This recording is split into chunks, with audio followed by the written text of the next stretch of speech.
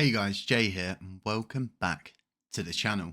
So what I wanted to do in this video is get a final breakdown out there of the evidence that we've managed to draw from the TFL case of the list pertaining to all of the different wallets. And what I'm hoping from this is it allows the community and those watching to see and acknowledge that although there are a lot of wallets here, the main subjects in question should just be those two LFG wallets going forward to begin with, because the rest of the assets really can wait and there's still the potential that TFL will have the keys and they could burn them. And a really important aspect to understand is the simple fact that TFL do not have control over LFG.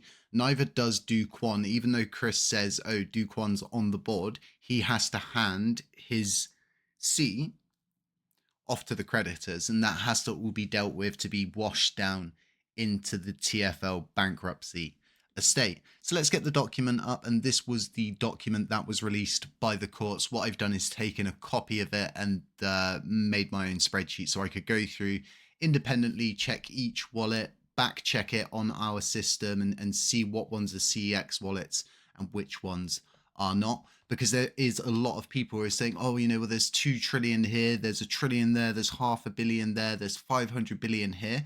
But what they're seeing is the CEX wallets. And what I think is there's probably a memo missing.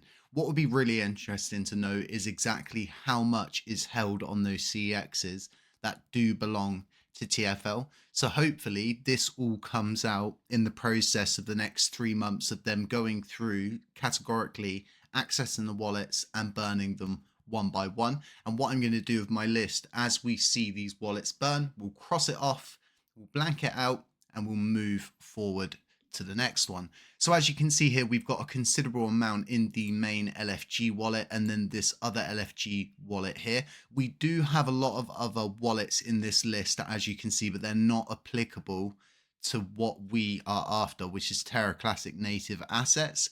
So as you can see, all of these wallets here are completely irrelevant to us. What we're interested in is this down here. So as you can see, the majority of these wallets do have very little to nothing in them. Some of them have decent amounts, some of them have smaller amounts, and some of them are just dormant wallets that have never even been used whatsoever. So it's interesting to see some of those on the list as well. So this was a long list. I've just been going over it over a couple of days, a lot of boring stuff going through, lots of clicks, back checking stuff. And like I said, there's a few CEXs in here, and what I've come up with is 4 CEX wallets in this list.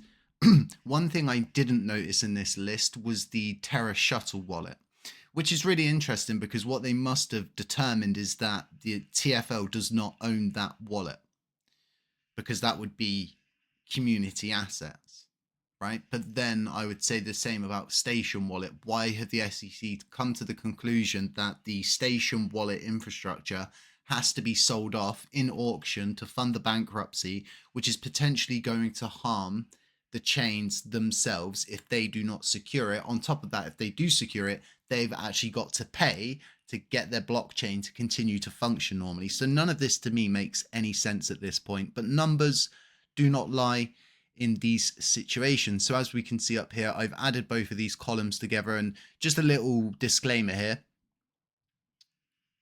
I might have missed something.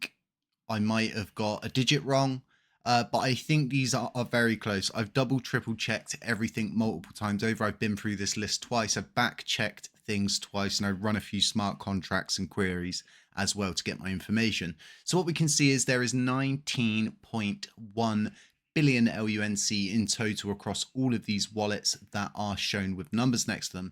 And then in USTC, we have got 2.2 billion. So this is a decent amount to be removed from the supply, but we can definitely cross out the idea that there's 2 trillion coins that are going to burn, and we have to stay within the realm of what is real and what is realistic currently. And these are 2 realistic figures, and then they work in correlation with the figures we've been given on the LFG Foundation Guard, as we can see here, the USTC being 1.86 billion and then 222 million Luna Classic. So then if we move to the next document here that I've got, we can see once again that this averaged out at the prices that I checked with the dates and back checked everything, right?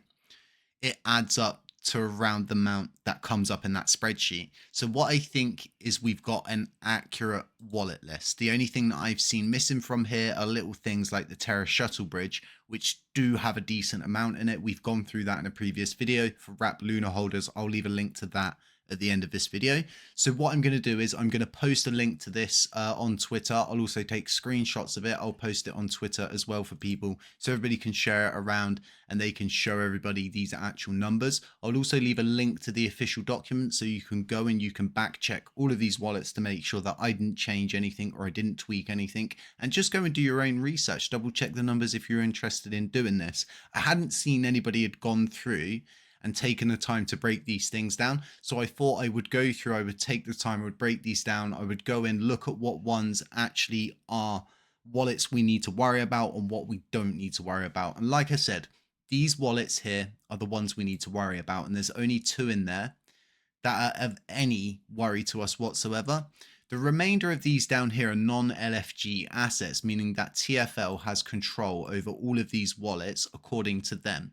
The only discrepancy was Chris said they might have lost the keys to some of them.